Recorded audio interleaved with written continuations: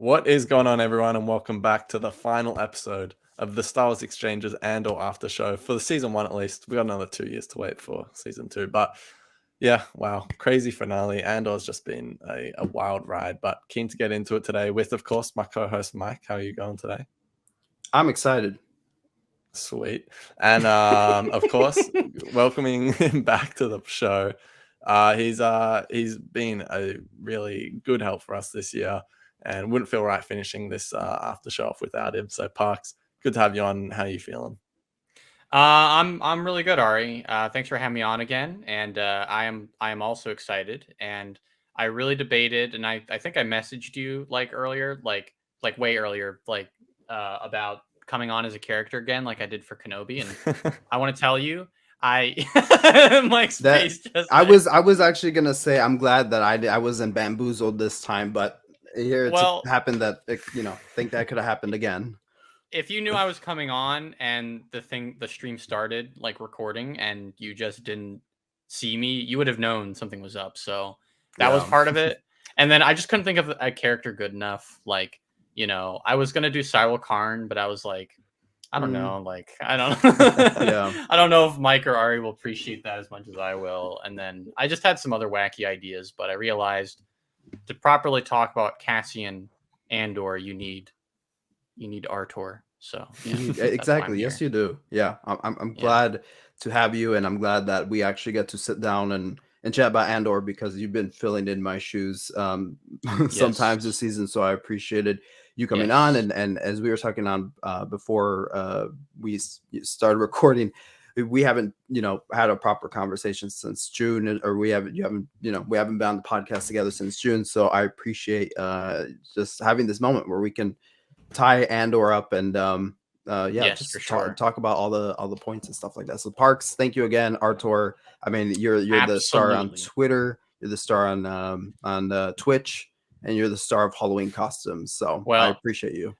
thank you. I'm not really the star on Twitch. I don't stream there very often, but I appreciate you remembering the stream I did with the Halloween costume. And I may be the star on Twitter, but I don't know if that's a good thing anymore. So Get but off we're not Twitter. going to get into that. Yeah, get off Twitter.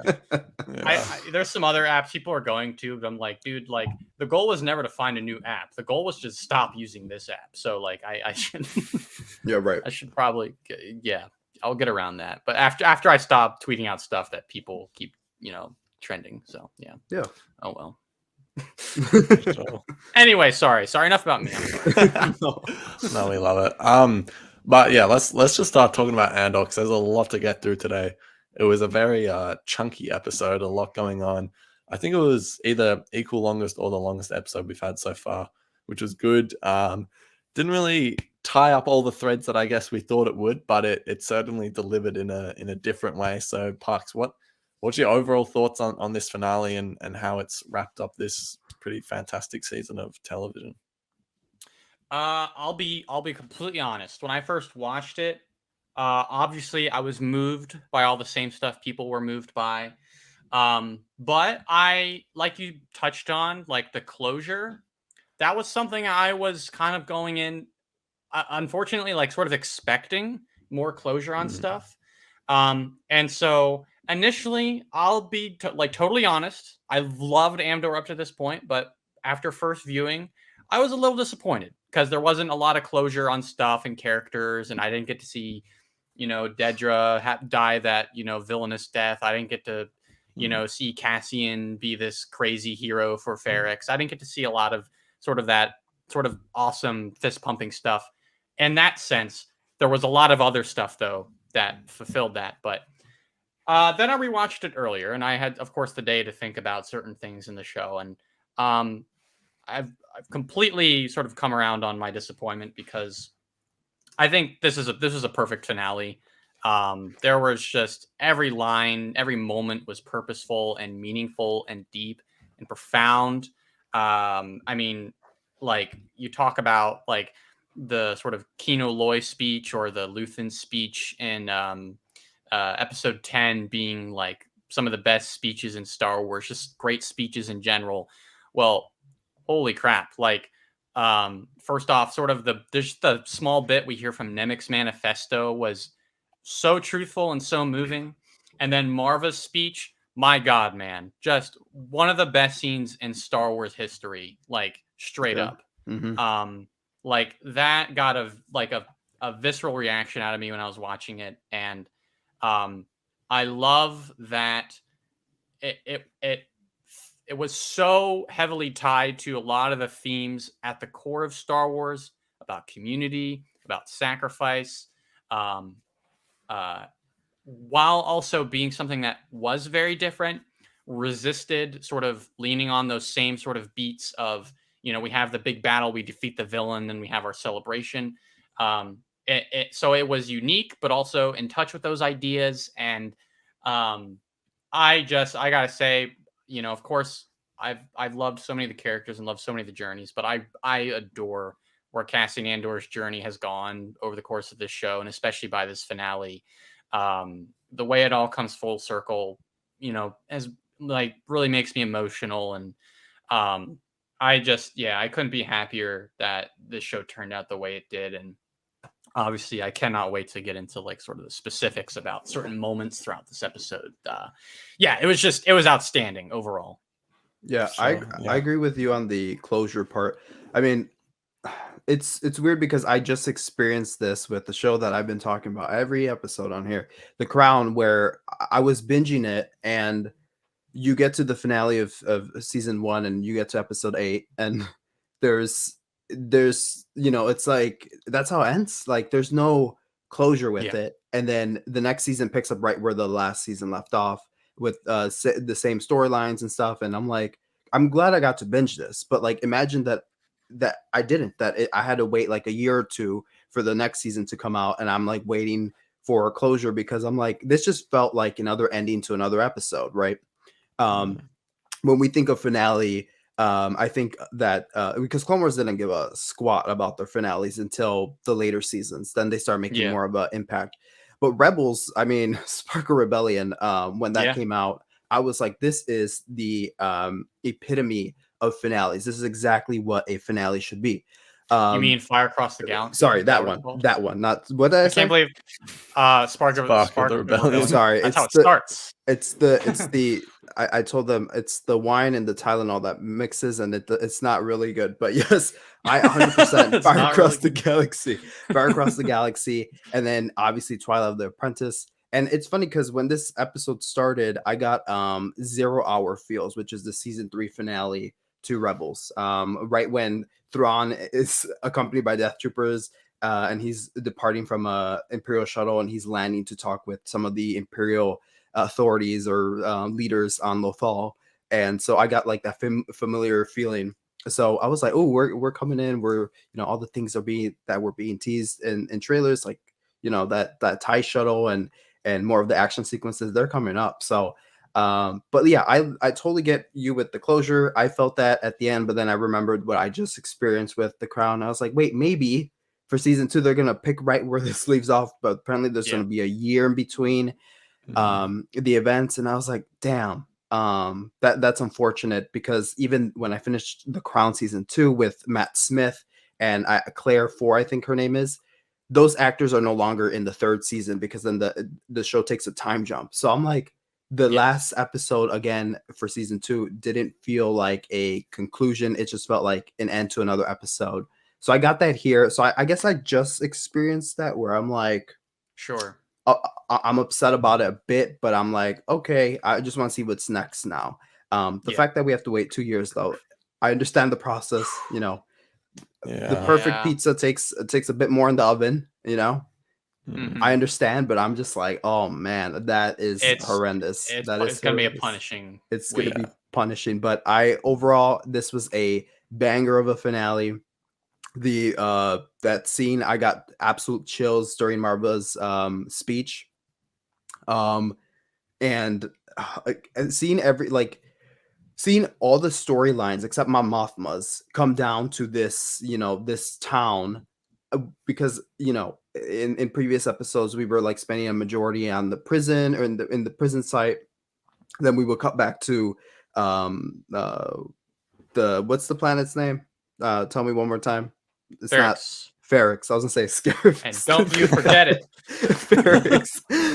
We go back to Ferrix, and I just feel like all the storylines with Dedra, Syril, Karn, like everything is just brought together again, except Mon Mothma. Everything is brought together. So I'm like, yeah, cool. Luthen's there, Vel is there, Cinta is there. So I thought everything was brought together really nicely. And I'm like, yeah, I feel like this show handled all those storylines really well, besides the Syril Karn, which we'll get into. But I thought that we will get into it. We will. But I thought that I'm saying that because I love that character. But yeah.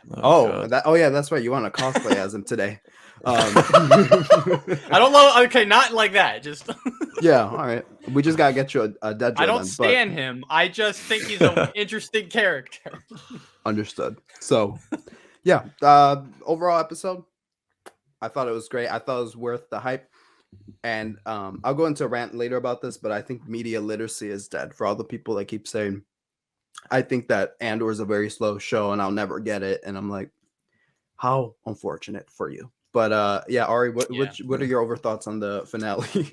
Yeah, I mean, I'm in agreement with a lot of what both you guys just said. By the way, we have got Cassian keeping an eye on Parks down here after what Parks did to Mike earlier in the season, putting him in the trunk of his car. Yeah, Parks, if you step out of line, Cassian is this is so interesting because Cassian's there waiting, and also Cassian's got Mike's back there in the background. You know, he's true. Yeah, he's like, "Don't worry, Mike." Bit of world between worlds. Yeah, right.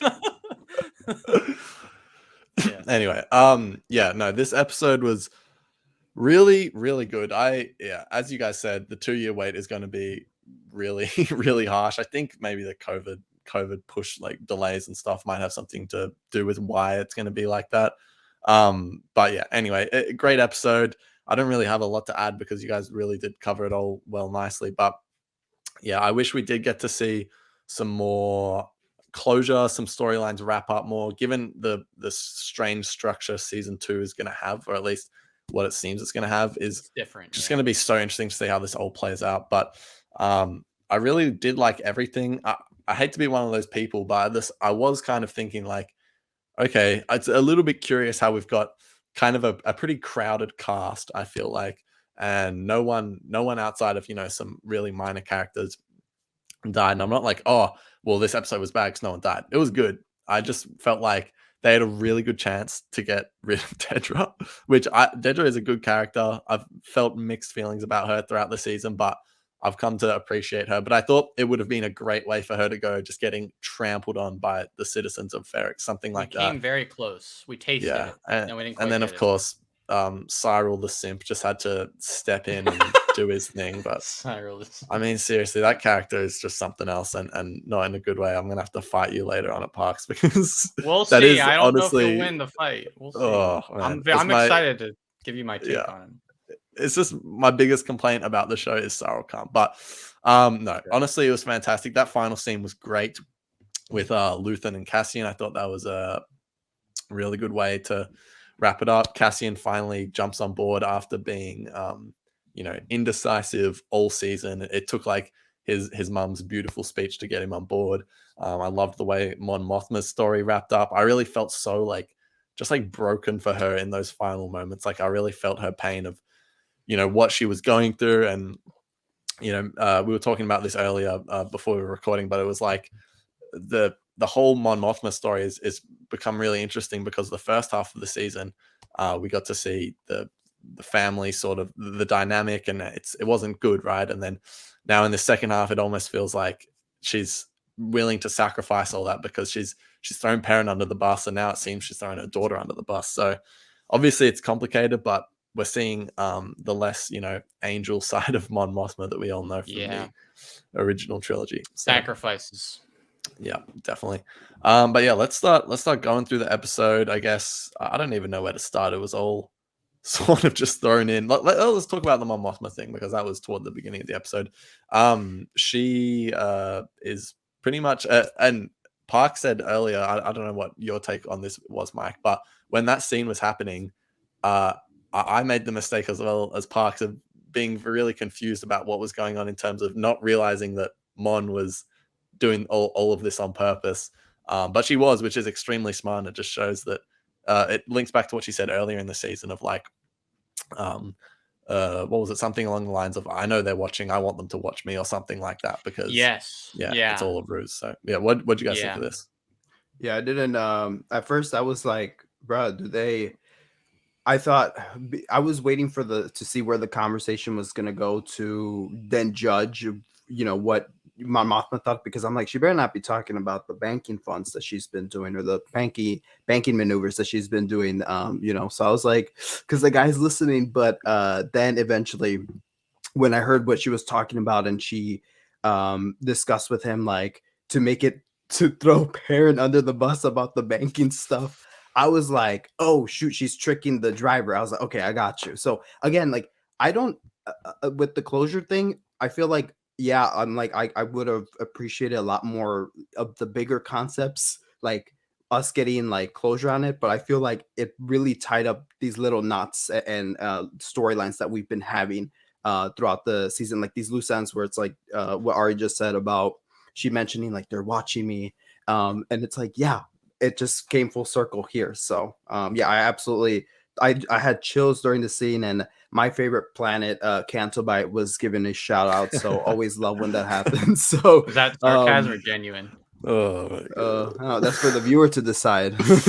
Man, I thought you guys loved Star Wars. No. Yeah. So, God. but I thought that whole scene was really good, and I'm like, as soon as we got that that close up shot of Mon Mothma sitting in the car, I was like, oh yeah, we're eating with her. So yeah, that was a beautiful scene for me. Definitely. Parks, what do you think of all the deception? Yeah, I mean, like you pointed out, totally missed it first viewing. There's just so many great scenes in this episode, and sometimes like you're so fixated on what just happened in the previous scene that you just kind of don't clock what's going on in the scene right in front of you on the TV. And definitely on second viewing, like, yeah, it was the deception that I was like, oh, okay, she's trying to throw off the ISB off of her, pulling all this money out of the bank because they think it's coming from Perrin and not her. And I was like, man, like that's so genius. And you expect nothing less clever from Mon Mothma. But the truth of this is like, she is making a whole lot of sacrifice here. Yeah, she has troubles with her husband. Yes, her daughter is falling into this line of tradition she doesn't agree with. But that's still her husband. That's still her daughter. And it's so interesting because I feel like we're on Ferrix, we get a very optimistic sort of outlook on rebellion.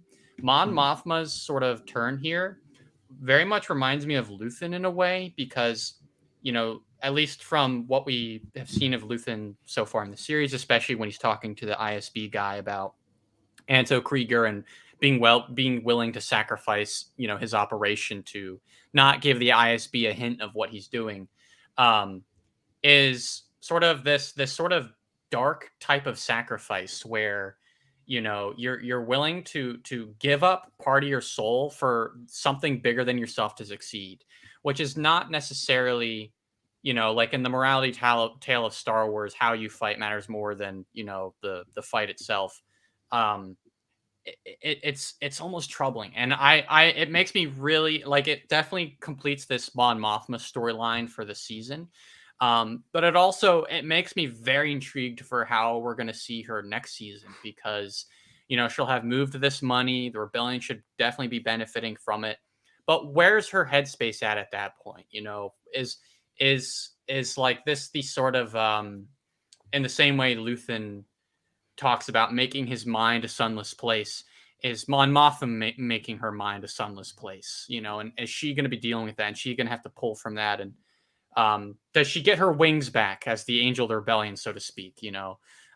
That's how I interpreted a lot of it, and obviously the sacrifice wasn't easy for her, as we saw for her last episode, how worked up over everything was going on was, but yeah, and I just love the way that bit where she's basically handing over her daughter is filmed, because they're walking with her and she's center frame, and then it just cuts to the door opening, and there's the son of the other banker turning around, and you're like, man, like I like a few episodes ago, she was like, "No, out of my face, I don't want this." But now it's like it's a reality, you know. It's so sad, but yeah. Despite being disconnected from the rest of the show, I have to say, like, Mon Mothma's storyline was really well handled in this series, and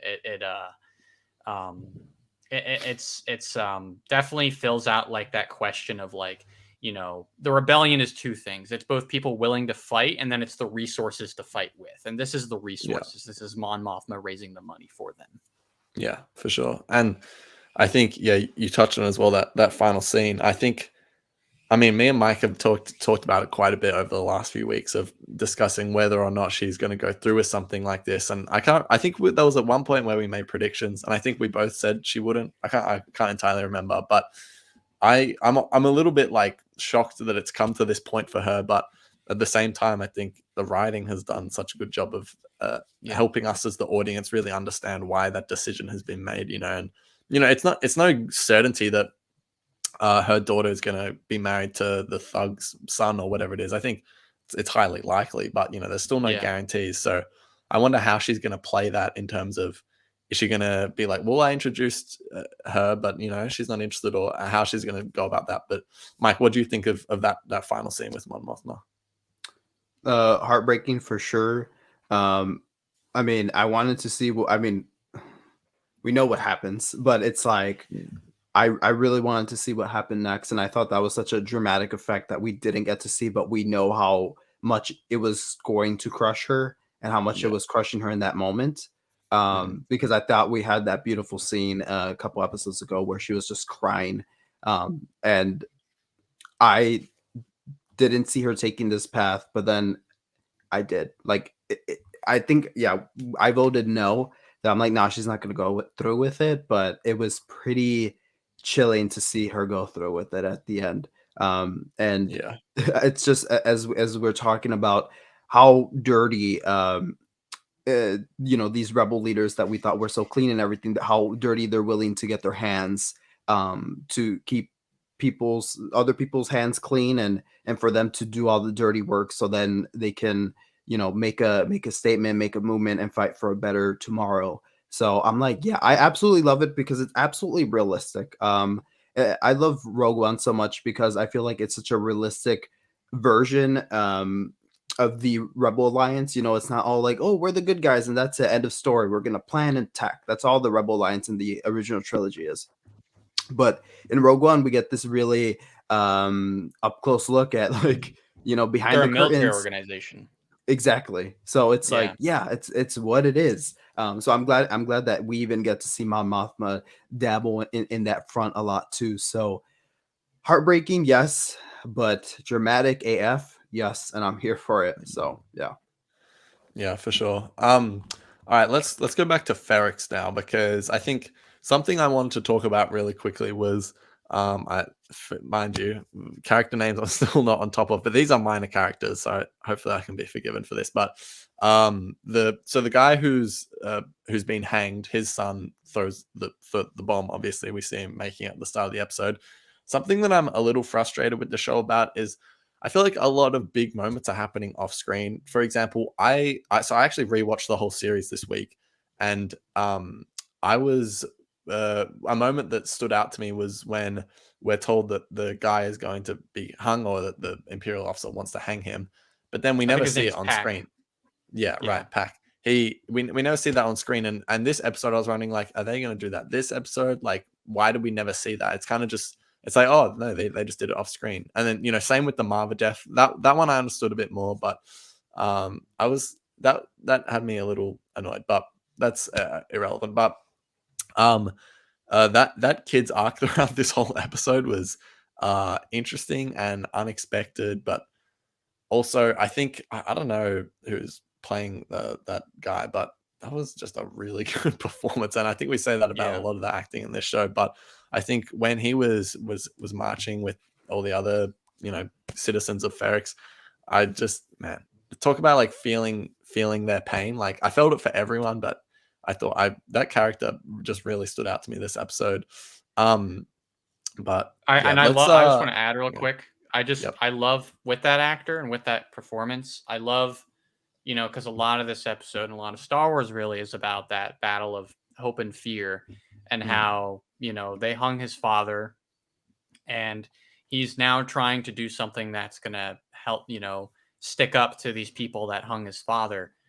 You can see like how afraid he is throughout the entire episode. He knows what he's doing is you know, going to as Luthen would say, put a stick in the eye of the Empire. But it's not easy, and especially that he's, you know, apparently a boy. Like, there's just a lot of youthfulness to that, and a lot of like relatability to just a character that virtually has no dialogue yet is having this really personal battle of, you know, do I let my fear of these guys control what I do next, or do I, you know, do something different? It's yeah, it was really great. Yeah. No, for sure. Let's go to Ferrix. I guess I don't even know where to start because there's just so much going on. So much. I guess Cassian's back, and I was unsure of like what is he even going to be doing here. I guess, you know, he was here for Marvo, but then he has that conversation with, oh man, I'm forgetting characters again. I'm telling you, I after rewatching it, I felt like I had a good grasp of the names, but I guess not. Brasso, I think that's his name. Brasso. Yeah. Anyway, that was a nice conversation, and one of you might be able to answer this for me. Why when Marva was sick and she went out and they said that they found her opening some gate for someone to go under the Imperial headquarters, was that where they were hanging out this episode? I don't know if it was under the headquarters, but they were definitely in the sewers. So that Yeah, right. could be, yeah. Because just based on the geography of what we see from Cassian, I don't know if he ever goes underneath the headquarters. Yeah. Though maybe he does, because I'm trying to think how he gets to. It's kind of blurry because they're cutting between so many things, but I'm trying to remember how he gets to Bix. So maybe it does, actually. Yeah. I just remember Bix saying like, oh, she wanted to open the door so the rebellion could sneak in under, or something like that. And I was wondering if they were trying to tie that in. Yeah. Anyway, yeah, I don't even know where to start. Let's just talk about the march. Mike, tell us about that. That we've got a marching band in Star Wars. It's very unfamiliar, but man, something that I think we're gonna look back on and enjoy. It reminded me of a sadder version of of the marching band that we see at the end of Phantom Menace. So I was like, well, this is sad. It's not the same energy. But different energies for sure. But I mean, when it was happening, I was like, this is not going to end well, because the way the Imperials were trying to hold them off and scatter their forces to, you know, so they don't go off perimeter or go, I don't even know what their plan was with that. But I thought that was interesting. I'm like, oh, a lot of people are not going to like this, but it just reminded me of that slow build up music that ends up going like havoc, and that's exactly what kind of happened. And I mean, it was just chilling to see while that's going on. It's just this calm procession that starts out first, and in the background you have all our characters that we've been following all season long scrambling to like, okay, now that the procession started, now we gotta get to the building where Andor's at, or Luthen's being like, we have to get there first. So it's just like this. I love that it kept cutting between this chaos going on in the background with all the characters that we're following, and then this slow procession that was supposed to be calm and whatever. But that ultimate lead up to Marva's speech, I mean, I was getting tensed up. I was like, what's gonna happen? The back of my mind was like, oh shoot, is this where we listen to Ezra's broadcast from Lothal? But I was like, no, that would be Rebels crossover. Finally. That would be very out of touch for the show. So I was like, I hope they actually don't do that. Yeah. So I was like, I really hope they keep it in house with something familiar to us that they've been building up. And we get that beautiful speech from Marva. And as Ari mentioned, the guy at the beginning was building that bomb, and for real, what a beautiful, chilling sequence, exhilarating sequence. I was like, yeah, it felt to me the energy of Poe Dameron with the X-Wings coming down on Takodana and you know, shooting down the First Order. I had that type of energy where I was like, yeah, because all season long we've experienced this brutality from these forces, and we've just seen how nasty they can get, and how I mean, in the third episode, Reckoning of the series, I think it was, where they start just banging all the metal or anything they can to alert that the forces are coming, and you had the guy at the top of the bell tower just striking that thing, chilling. So overall, what a great sequence. Like I said, that slow build up. I kept checking. Actually, I don't have it with me, but obviously because I'm in a different room. But I kept grabbing my I'm not Roku, Fire Stick remote, and I was like, how much time is left? Because I was like, it was just end. It was a long, drawn out march down like that. I didn't have an issue with, but I'm like, what's gonna happen? Like, I'm kind of like on the edge of my seat of when it's just gonna hit the fan, you know. And when it did, and it was just exhilarating and all that, and it was just like, oh man, it was just great. And seeing Brasso at the head of that and take charge, I was like, yeah, I just love how everything came together there. Yeah, for sure. And what was I gonna say? I'm just completely brain pooped here. With Brasso, probably my favorite moment of the episode is when he has Marva's brick and he hits one of the troopers with it. I was like, oh, so hard. She would have loved that. And when Dedra was getting dragged through the dirt, I was like, drag her, beat her up. I was like, oh my, that was. I'm telling you, these people are horrible people that I was rooting for them to get hurt. I was like, drag her, punch her, someone strike her. Like, Parks, you can relate to this. It was the same energy of Grievous Intrigue episode or season 2 episode, I don't know, but it came out New Year's, and I remember watching that on New Year's Day. Me too. Excuse me. And I remember watching the episode, and when Commander Cody and the other 2 clones jump on Grievous and one of them lands a punch to his face, do you remember that moment? I don't know about that moment in particular. I remember a bit towards the end where like the bridge between the 2 ships is collapsed and Grievous looks like he's about to fall out into space. And I remember watching it with my mom, and she's, wasn't super versed on like the prequels at the time. And she was like, is Grievous going to die? Is he going to die? I'm like, yes. Sadly, I don't think so, but I mean, you should probably it right now. You should probably take that Clone Wars poster down from your background until you rewatch the series. Because you're not a true Clone Wars fan, you should probably take that down. I'm rewatching it right now, Mike. Wow. I don't know if you do that, but yeah, I know you've been rewatching it. Yeah, we'll talk about that after. I didn't know that, but okay, dude, I like had this moment where it was like trying to tell me I should take that down, as if I didn't make the 3 best videos about the show on YouTube. That's true. I'll give you that. Come on, okay, get out of here. You've earned the right to frame it. But seriously, like I had that same energy where it was the clones landing a punch to Grievous's face. I was like, yeah, punch him. So it was that same energy when they were all punching Dedra and she was looking frantic as ever. So yeah, same energy there. And I think as well, to add to what Mike's saying, I feel like I can't remember a moment in Star Wars where like I've just rooted so much for I guess the heroes to defeat the villains. I was had that same feeling of like just go get him. And when the guy like jumped on the back of the stormtrooper and was like, I don't know if he was trying to choke him or what he was trying to do. It was extremely emotional. But also what you said about Ezra's message, Mike, when earlier in the day before the episode came out, it came out that there was a post-credit scene. And, I definitely didn't let my expectations get high at all. But I was like, what if Ezra, his message is broadcast and Cassian hears it, and that's why I don't even know. But no. Alternate universe where Tony Gilroy's a Star Wars fan. But no, we'll talk about the post-credit scene later. But this was much better way to get Cassian on board with the rebellion was, of course, through his mother with Marva, because that speech was something else. The slow build up to her saying "fight the Empire" or something like that, I thought was fantastic, because obviously we all know what she's talking about, but it just really nicely built and so well written. And I also it's just such a common trend in this show to call the Empire bastards. Like in the 3rd episode, Ethan's like, don't you want to fight these bastards for real? And Marva's been saying, I don't know, I just found that funny. But Parks, what did you think of Marva's speech? If I may kind of backtrack from that a little bit first, like sure.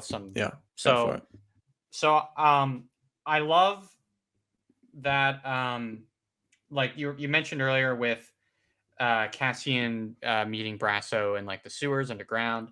I love the sort of what he relays to him about what Marva said before she passed away, about that it's not his fault. And a lot of this is so telling about how well Marva knows Cassian. Of course, she should. She's his surrogate mother. But that she says, don't blame yourself. And I mean, I feel like in that it's implied like she recognizes how much Cassian maybe blames himself for what happened to Clem. And I love that she says, tell him that I love him more than anything he could do wrong. And that is such a powerful sentiment, because that is unconditional love, and that like that type of unconditional love can be redeeming. And it's redeeming in the same way, almost the exact same way of Luke, sort of throwing away his lightsaber and Return of the Jedi and saying, I'm not going to kill my father. I'll never turn to the dark side. A moment that is embellic of him saying, no matter who my father is, I'm not going to fight him. I love him. I don't care what he's done wrong. I love him more than anything he could do wrong. So I love that. And I love that, there's so many little moments in the show that you could say inspire Cassian, even despite him not necessarily appreciating it when it's given, not necessarily appreciating the sacrifices of others when they're given. But I love how the feeling of how that all culminates here in this episode, especially with, I don't know if we were going to talk about it, but Nemec's manifesto. Yeah. I was just want to touch on that then. Yeah. Being such a great, like, sort of thing for him. And obviously there's a lot of truth in that. Like the, what is it? Tyranny takes effort. Freedom is like effortless or something, or it's natural. And just, that there's also that brief flashback when he first arrives with Clem. And, there's a lot, I just want to add real quick. There's a lot of like tech jargon in this show, or just like technical parts that are like, oh, that's a car part or whatever. The thing that he's cleaning with Cassian, I believe, is a heat sink that you put over a processor in a computer, because I've built a computer before. And I'm like, hey, I know what that is. So I was like, hey, I recognize one of the props they've reused over all the things in the show. But he says, people don't look down where they should. And then the man who sees all is more blessed than cursed. And where is Cassian throughout most of this band march? He's up in the tower, seeing everything, seeing everything going down. And the other line, very poignant from Nemec's manifesto, is, after all the sort of the leaks have given way from the tyranny and the oppression, one single thing will break the siege. And I love that they have that great hero shot where Cassian's like standing in the doorway and he's got the silhouette. And that's the line that's playing. And that right there, for me going into this episode, wanting sort of a power fantasy where Cassian Andor is going to be in the streets shooting dudes and kicking ass. That's not his role. His role is to be the thing that breaks the siege, to be the guy that slips through the cracks of all this chaos that's happening.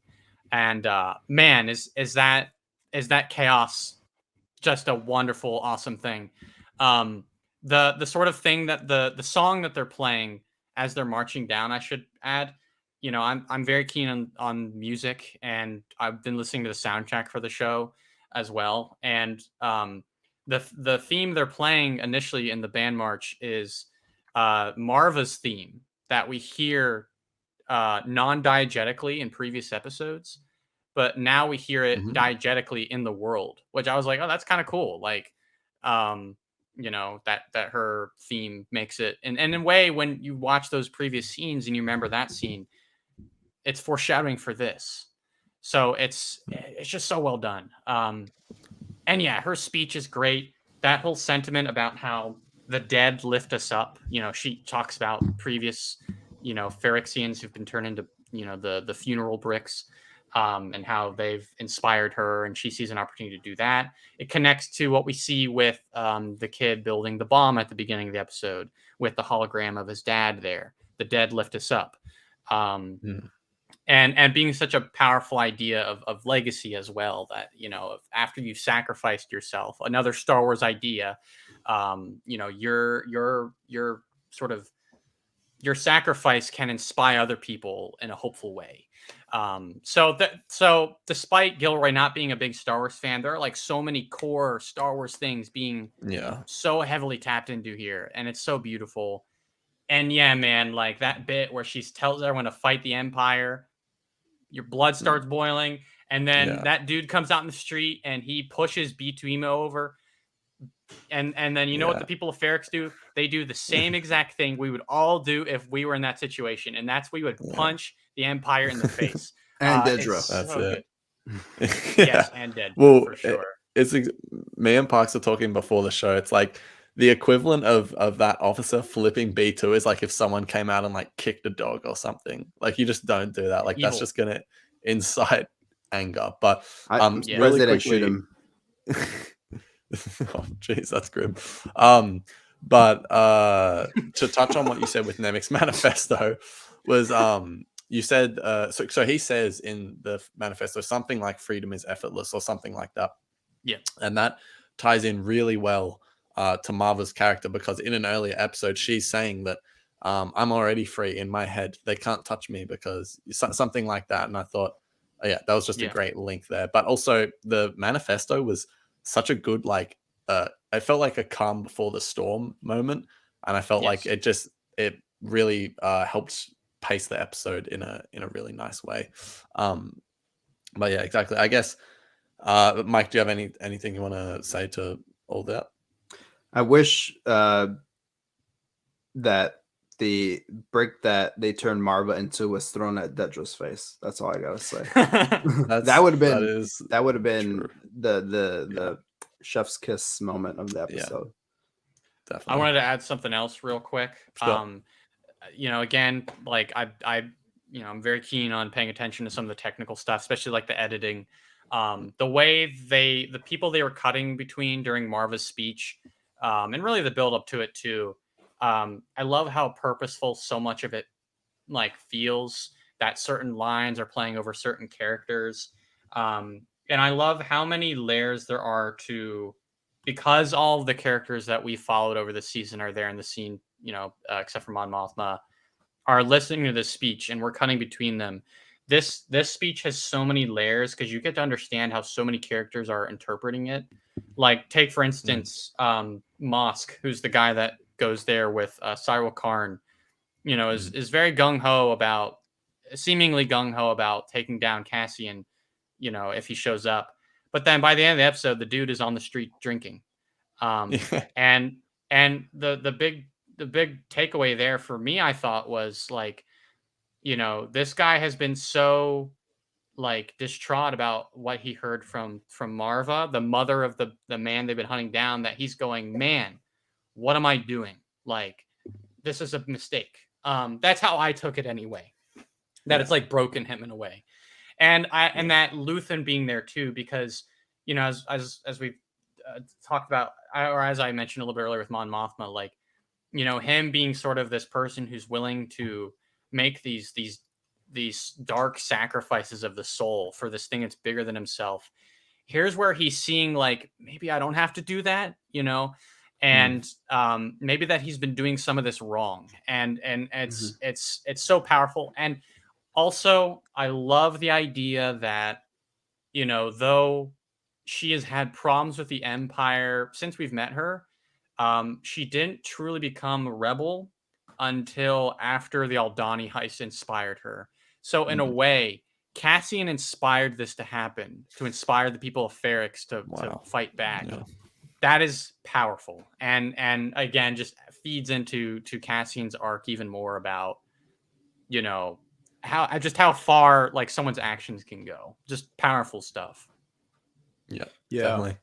I just have to add, even you bring up Luthen, I thought the amazing shot. I mean, I was kind of mad at him because I was like, bro, you're doing all this work to start a movement and to start fighting against these bastards. And that's my first time saying that on this podcast. But it's like, why are you standing back and just watching? You know, I mean, I get, you know, he's probably having a moment, but I was mad because I'm like, get in there, fight. Don't you want to fight these bastards for real? He told Saw last episode that he's a coward. So maybe that's him just being a coward. It comes full circle. It's just that could definitely be the case. I was just mad. I was like, bruh, no, I'm with you.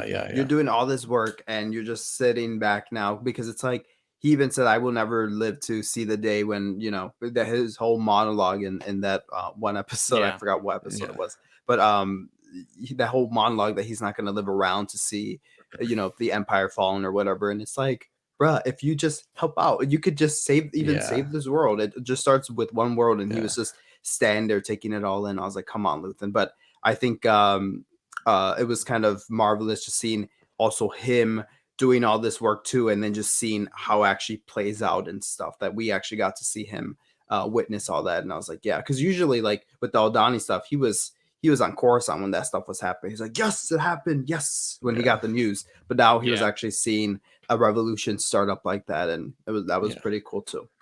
Definitely, I think. And sorry, you go first.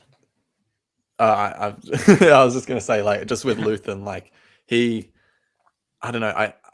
While it would have been so cool to see him like get involved, I think, man, this episode just, and not this whole series, and just Star Wars in general, specifically, I feel like Rebels, and actually no, Clone Wars a lot as well.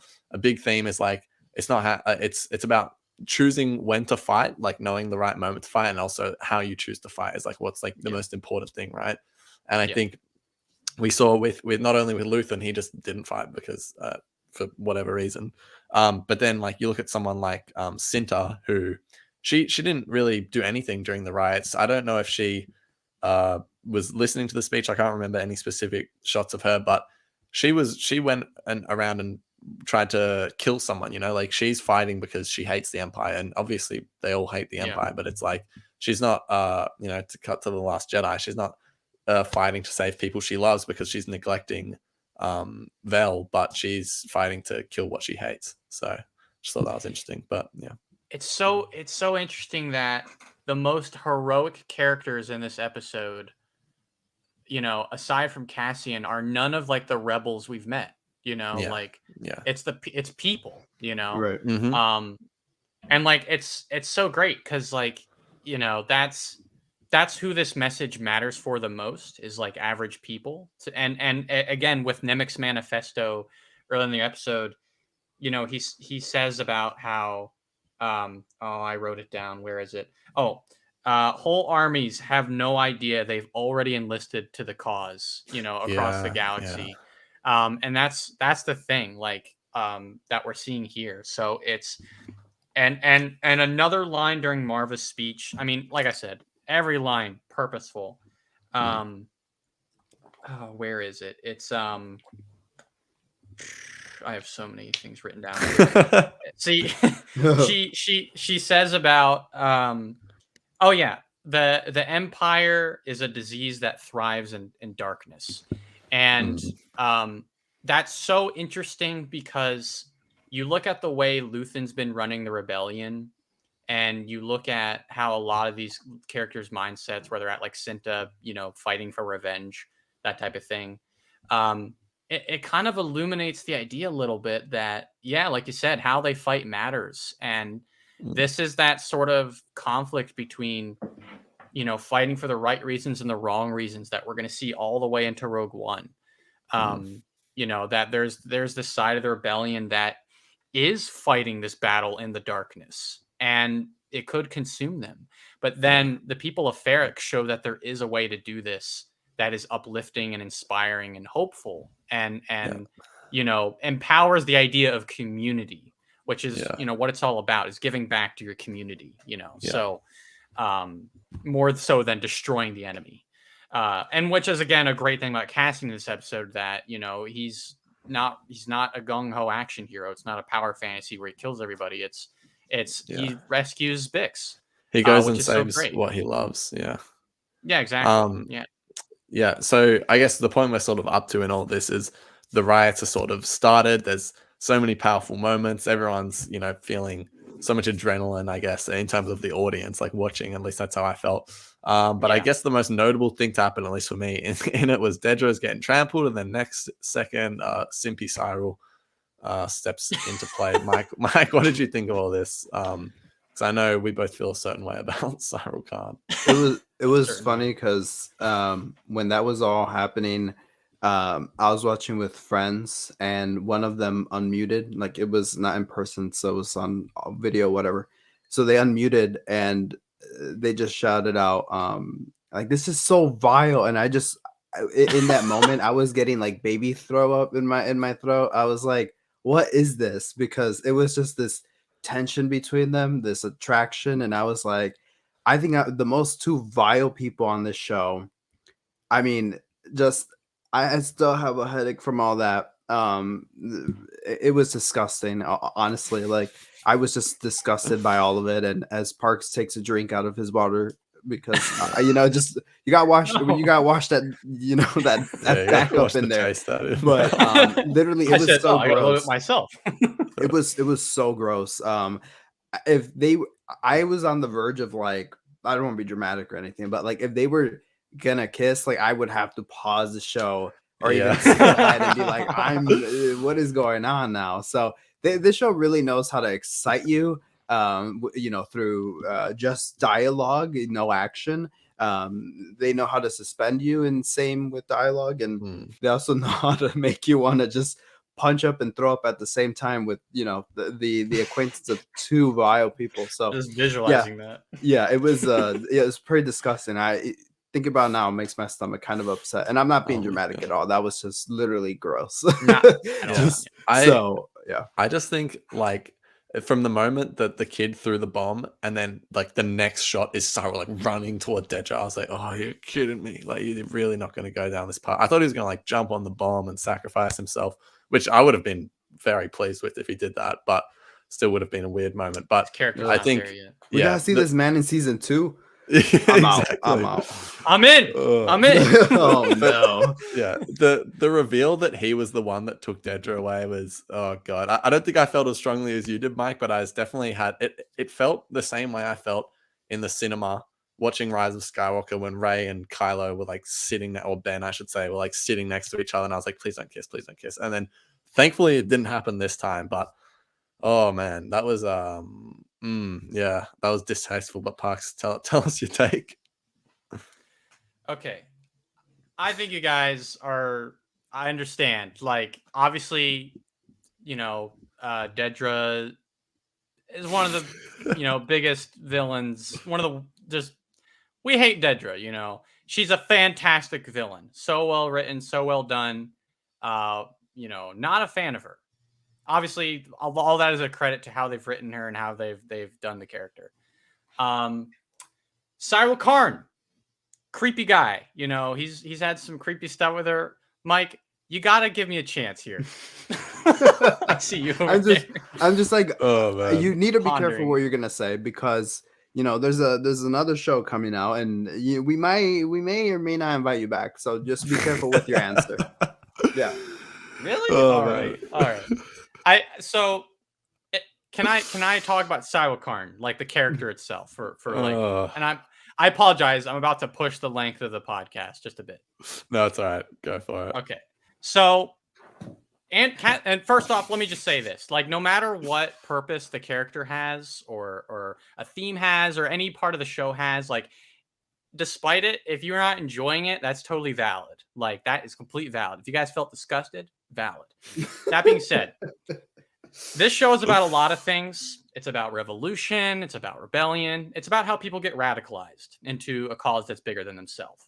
That's what a lot of Cassian's character represents, is how do we, looking at this character, how does someone get swept up into, how does someone who believes in nothing, who's directionless, get swept up into something so much bigger than themselves that they're willing to lay down their life for it? That's the goal of Cassian's character. Syril Karn is showing us almost the opposite journey, where is what makes fascism an appealing concept to the average person. So when we meet Syril Karn, he's working for the Primor Authority. He's a cop, right?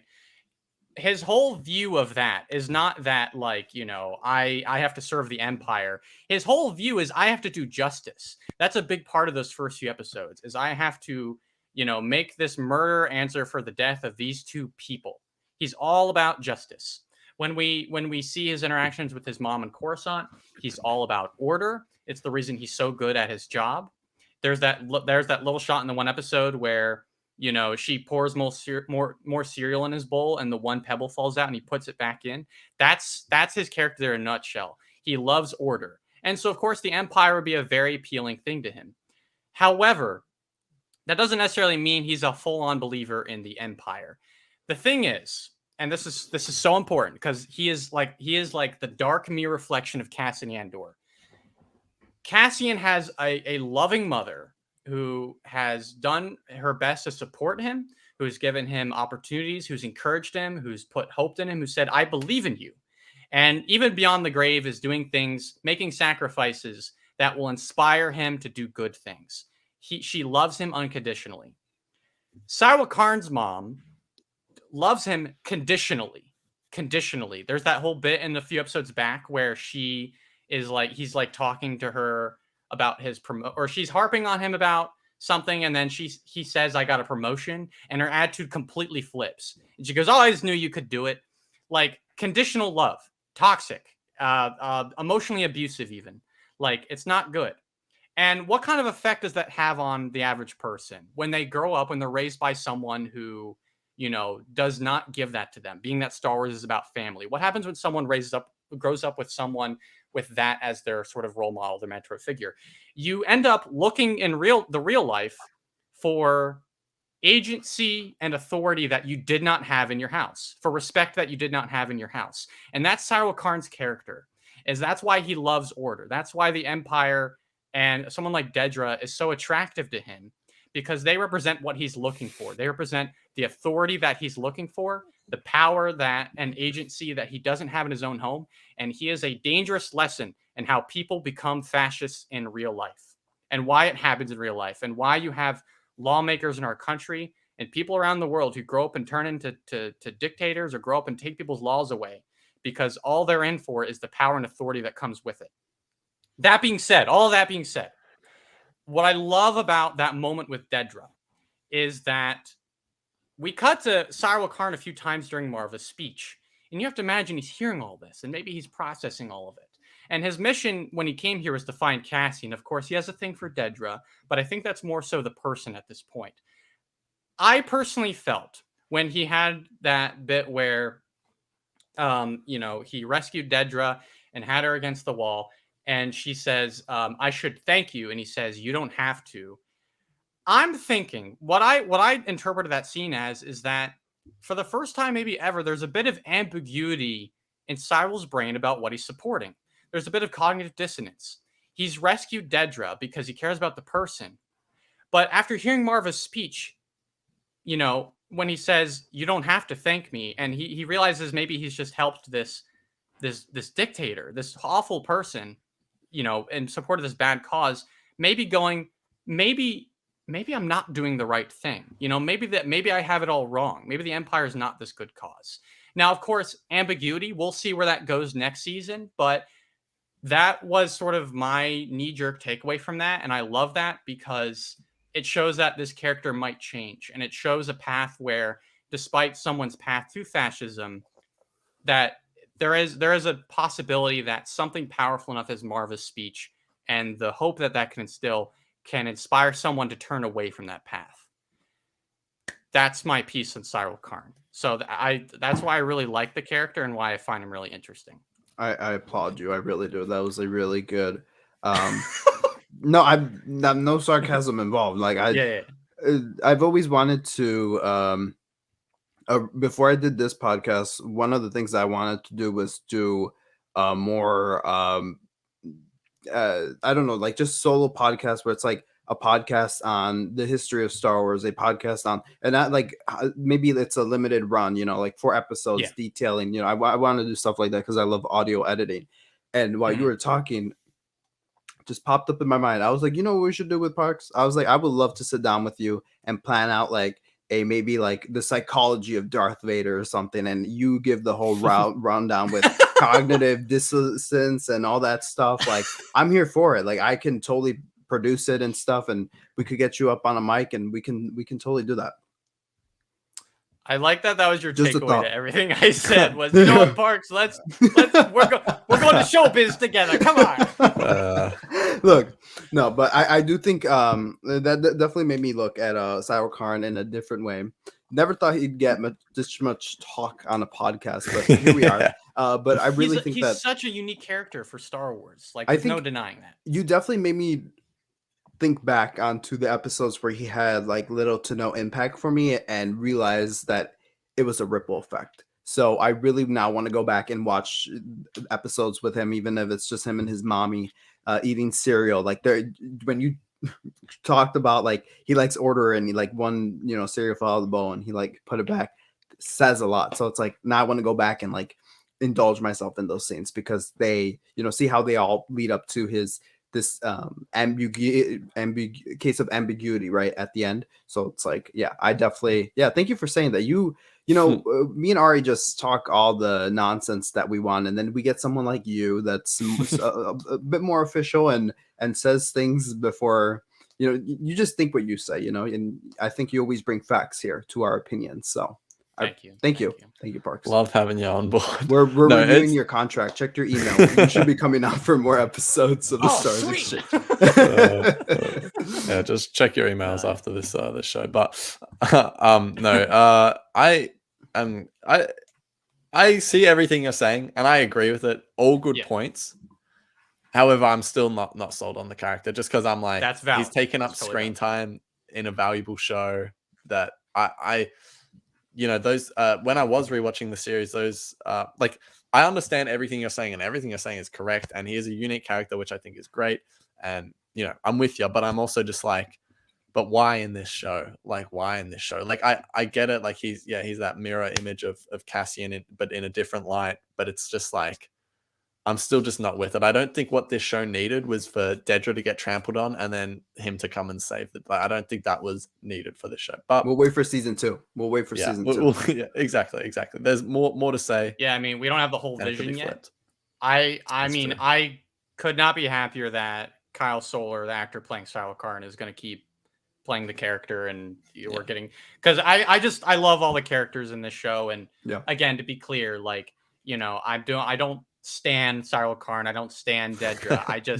I as someone who writes, has done some short films and spends a lot of time studying characters and themes and stuff, like I feel like the way I feel they've been tied in the story has been so purposeful, and I really respect that. And again, if you don't feel that, that is valid. Yeah, valid is the word. Everyone here is valid. That's the takeaway. We're all valid, guys. No, but let's finish off the episode. So obviously Cassian saves Bix, which is great. And then didn't fully understand this, but like it seems like, I don't know if this was the plan, but it seems like everyone in the main cast was like, well, if you've had more than 10 minutes of screen time in the show, then you're invited to our getaway ship for when the ride ends or something. Because it seems like all the main characters, or not the main characters, but all the notable characters seem to get away nicely, which Cassian doesn't go with them. And then we get to the end of the episode, and he's given Luthen the ultimatum: you can kill me, or you can take me and let me join you. I saw, honestly, it took me a minute to take me, and I was like, just turn you over to the Empire. Like, I was so confused. I thought that me, too. Like 2 seconds for me to process that. And I was like, oh, okay. But I thought that was a great ultimatum. But one thing I don't entirely love about it is I don't know if Cassian was approaching this discussion like knowing that Luthen would be like, oh yeah, of course we'll take you in. Because I'm like, in that saying that, it kind of feels like Cassian was like, well, they're not going to stop hunting me, or at least, you know, that's must have been what he was thinking. So I'm just going to go either end it now, or the only other way for him to not kill me is for me to join him. So it makes me feel a little bit like Cassian was manipulated into joining the rebellion. But at the same time, I'm like, yeah, okay. I'm sure his mother's speech completely inspired him and all that, and inspired Luthen to, I guess, be less, not secretive, but just, I don't know if harsh is the right word, but like he doesn't have to go out and kill Cassian after all this, you know. Like, yes, keeping your secret is important, but as we say, it's how you choose to fight that matters and stuff. So I think it uplifted Luthen, and obviously, Cassian is going to be, he's officially a part of the rebellion now, which I think I is think Luthen awesome. kills him there. I think that was the implication of that scene. True, that little grin on his face was like, oh yeah, all right, you're gone. But no, I think this was all in all, though, at the end of the day, a great way to put Cassian into the rebellion, which I love. What were your guys' takes on this? I feel like my crazy prediction last week, which almost came true, was that Cassian kills Luthen. And I was like, wait, I just shot that into the dark. Like, I didn't expect, he came that, very close. I came very close. And I was like, oh man, I just, that was a random prediction, but I kind of hope, I was rooting for that to happen. And I also don't, I feel like, oh man, maybe my prediction will come oh man, my prediction didn't come true. But I felt like, obviously we still have to see season 2 and how it unfolds. But I was just like, I don't see a future for Luthen right now. I feel like I do, but then I don't. I feel like I really want to focus on the other characters because maybe this is a different podcast, but some of my expectations for season 2, I'm excited, but I'm a bit scared because it's only 1 season left. And we had 2 more seasons. I'd be like, we have lots of time to have around, but we have 1 season left and they still got to bring K2SO in where they're going to be building up the rebellion or rebel alliance. Like we're going to be on Yavin 4, and I still want it to be the smaller scale story that they're doing. And I feel like it's going to change the entire vibe of the show. So I'm like, I don't know how Luthen's going to fit in all that. So I was kind of hoping that Cassian would kill him, kind of like Han Beckett style. And then he takes off on his ship and goes on his merry way. And maybe he wants to, meet with one of Luthen's contacts, or he goes to Saw Gerrera somehow. Because I think what Ari was saying, some of the more big important stuff of this show happens off screen. I was like, well, the Cassian do something, they find something out that that we don't know. So I don't know. Like, I just thought that in that moment, I was like, oh man, I really think he's gonna kill him. And then that's where it ends. And I'm like, all right, I'm still in.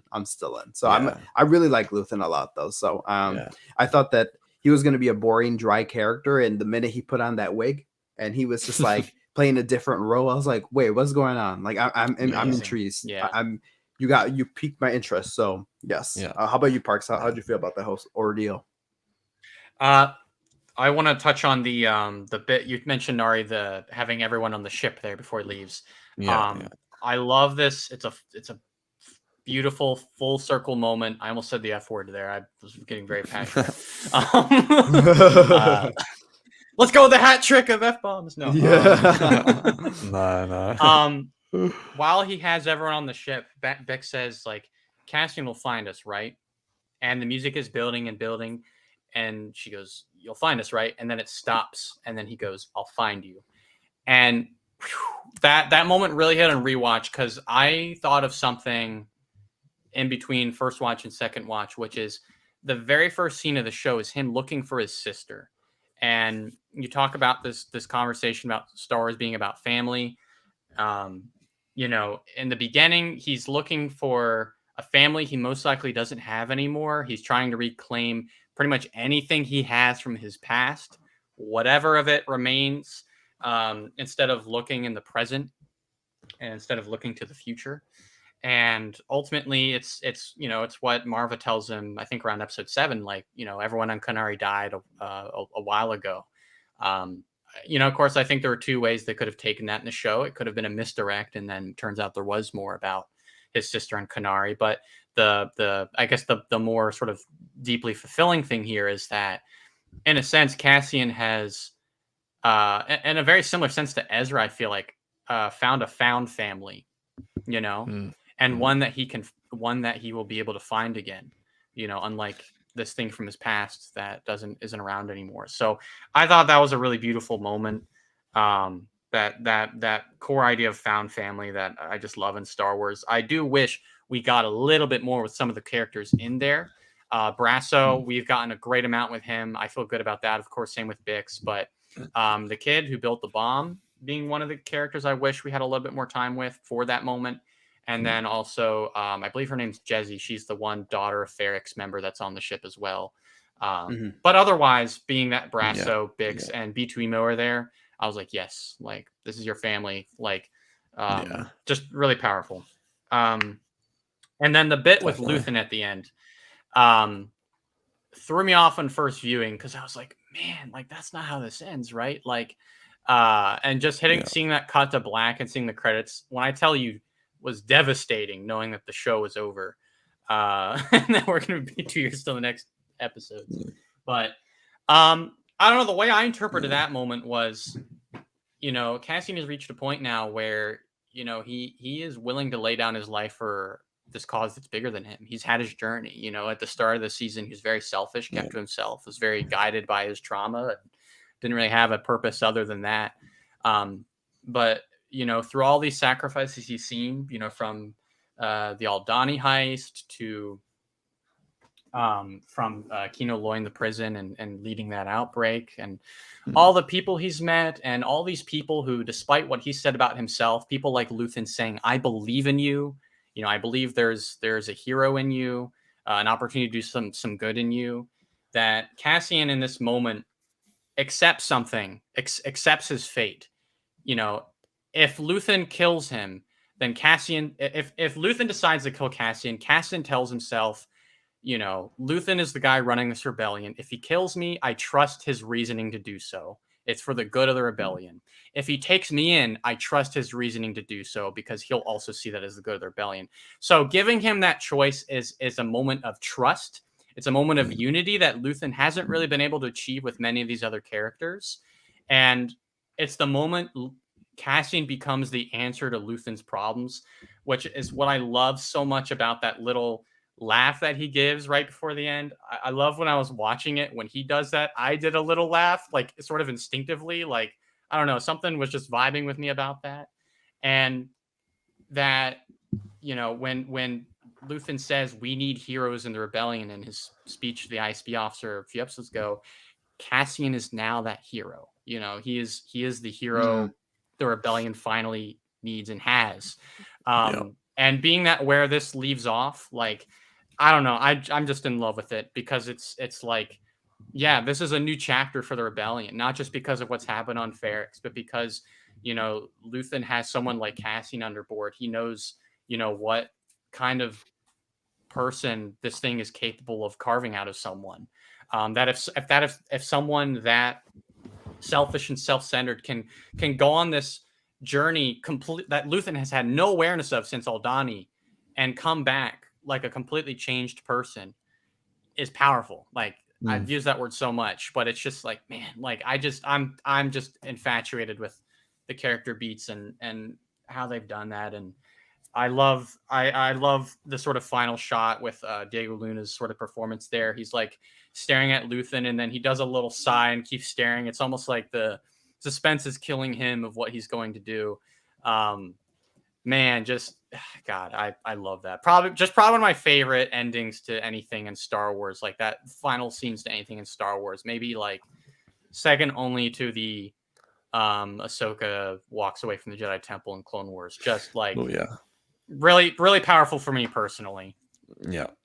No, I'm with you. Great points, and that makes me feel a lot better about what I was saying before about feeling like Cassian got manipulated in. It is great points. He did finally go from that selfish sort of persona, and then now he's prepared to give it all up for the greater good. But yeah, I'm so glad Luthen's going to live.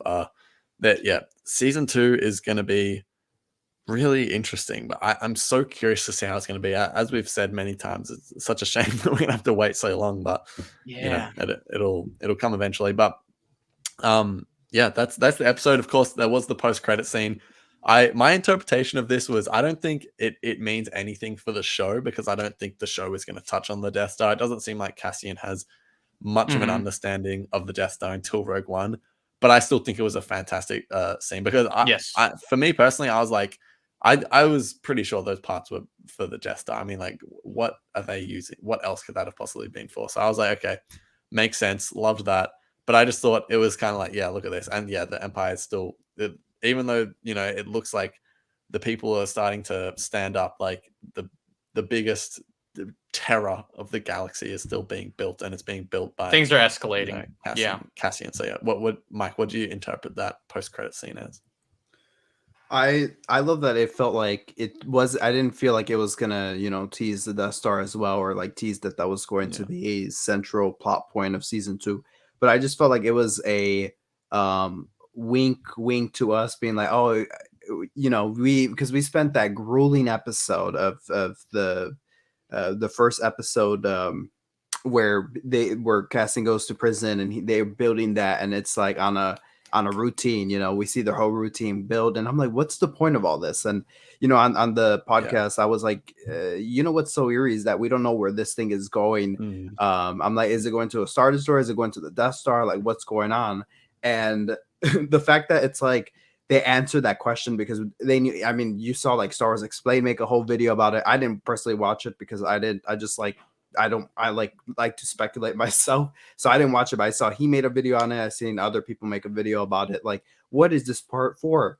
And when that happened, I just started I was like chills again, because I was like, oh man, you guys that is dirty, because this is Cassian is building this part that ultimately kills him, right? So it's like, wow, you guys, Tony Gilroy and his brother, like, that was insane. And I love that it wasn't like, oh my God, K2SO, he's coming fresh off, oh my God, Ezra Bridger. Oh my God, like, it's nothing like that. Hey, come on, Ezra would have been sick. Let's not lie. It would have been cool. Yeah. No. It would have been totally complete fan service. I love that this felt like a classic Easter egg that we used to get before the MCU. I feel like this is something that I would finish a movie and let the DVD go on, and then it would be like a funny gag moment, and that's what I thought this was, but it was an evil gag moment.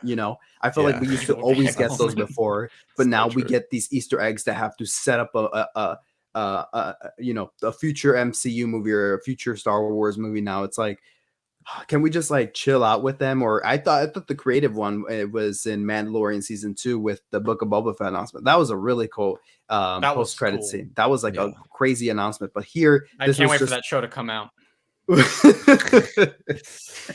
Don't we all? That's oh man, that takes me back. Did you come on for that? Did you come on? Yeah, for I was on. For you that. did. Okay. Mm-hmm. Yeah. But anyways, I thought this was a great. I thought this was a great horrible joke for all of us. I thought it was a really dark joke. So yeah. What about you, Pox? What do you think? The Death Star is like now the most evil thing of all time, because like not only is it like a thing that kills planets, like it is also built on the backs of what has most certainly been like trillions upon trillions upon trillions of slave labor. Like that is the most evil thing of all time right there, floating in space. And all the ways that this show builds into Rogue One and makes not just Cassian's character more interesting, but makes all the themes more impactful. It makes the threat they're going up against even more impactful, knowing what it took to build it, the cruelty that goes into it. Yeah, just pure evil. And I also, there was like an aha moment, but also like you said, like a evil aha moment where it was like that sort, the Andor logo, every time we see it, it starts with that planet being uncovered. Now I'm like, oh, the exact way it's framed like the Death Star. Yeah. God dang. Like this. Oh man, Tony Gilroy, what are you doing? Yep. Yeah, great. Just gut punch to end it, but I wouldn't have it any other way with this show. So definitely, and that is the finale right there. I mean, what a journey it's been. Thank you to both of you for sitting along the ride. Obviously, Mike, awesome co-host as always, and Parks filling in here and there has been so good. But before we do wrap up, let's we've done this for every episode. Give your rating for this episode, but then let's give. I want to keep this as short as possible, but give like a rating for no.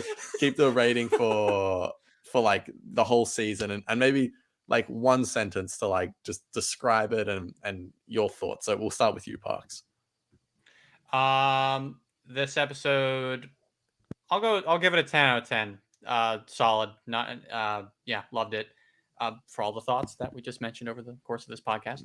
As for the whole show, I mean, this show has been inspiring, impactful, told by, very talented creative people who genuinely have something to say, possibly about the world we live in today, but more so about a universal thing throughout time, the fight against oppression. Told soulfully from start to finish with great characters. Every line has been purposeful, every shot, moment. I've loved all of it. This is my kind of Star Wars, and I would just love to see so much more of it. But more than anything else, I'd love to see Star Wars that is told with the same purpose to tell a story as this one. So for me, a show like this is more than the sum of its parts in the end, how I feel by the end. This is a 9 out of 10 or a 10 out of 10, leaning towards the 10 out of 10, because when I come to think of it, there's not many things I would change about this show. I adored it from start to finish. Awesome. Yeah, Mike, what about I you? would. This episode, I'd probably give a 9.5 out of 10. And for the overall Andor series, I would give a 9 out of 10. I love that this is another, this is actually a very different flavor than what we're used to in Star Wars. And I absolutely loved it. I think, after the Kenobi finale, I was like, I rewatched it a bit after I watched the first time I rewatched it. And I just had I think even though I wasn't very fond of that series, I think every series, every series brings a different flavor to my mouth. And last time with Kenobi, that finale was emotional for me, and I cried during a part of it just because I was able to relate to a personal aspect in my life, and I just remember like lifting up my shirt and crying in it at the end, and that ending moved me. But here I didn't really have an emotional response with the Andor series, and that's okay. I had more of a thrilling edge of my seat. Like when they said political thriller, I mean, that's exactly what it was, and whenever we would get to the Mon Mothma stuff, I was just like, yes, we're gonna eat good tonight. And then whenever we went back to whatever they were doing on Adani, I was like, yes, we're gonna eat good tonight. And then when we got to the prison stuff, and they did what I just like, I'd be sitting there watching shows such as The Crown or Succession and stuff like that, and I'm sitting there and there's like no action. It's just you're on the edge of your seat because of dialogue. And they did a whole episode of that where it's nobody's listening, no action. You were just moved, enthralled, exhilarated just by dialogue. And I thought they really showed their hand at how masterful artists and masterful chefs in the kitchen, if you will, that they are. And I'm like, I just finished its pizza. I want another one. So I just really absolutely love this series. So I'm gonna have to give it 2 years. 9 out of 10. Yeah, it's gonna take a little bit more, but like I said, it's well done. You never want your pizza coming out to looking like white AF, so you want it done just right. So I'm gonna be okay with that, but I am gonna miss the series, and it's been even though I wasn't on for every episode, it's been a fun run. 12 weeks of well, not really 12 weeks because they dropped the 10 weeks of Andor, and it's taking us up all the way to the Thanksgiving holiday for us Americans. So I'm like, thank you for carrying me through the college semester. I appreciate you, Andor. And shout out to Diego Luna, my Mexican compadre here. That this has been a most excellent thing. Yeah, I know. Oh yeah, you. It's been I have him down here. You have him up there. Yeah, I do have him. God, behind me.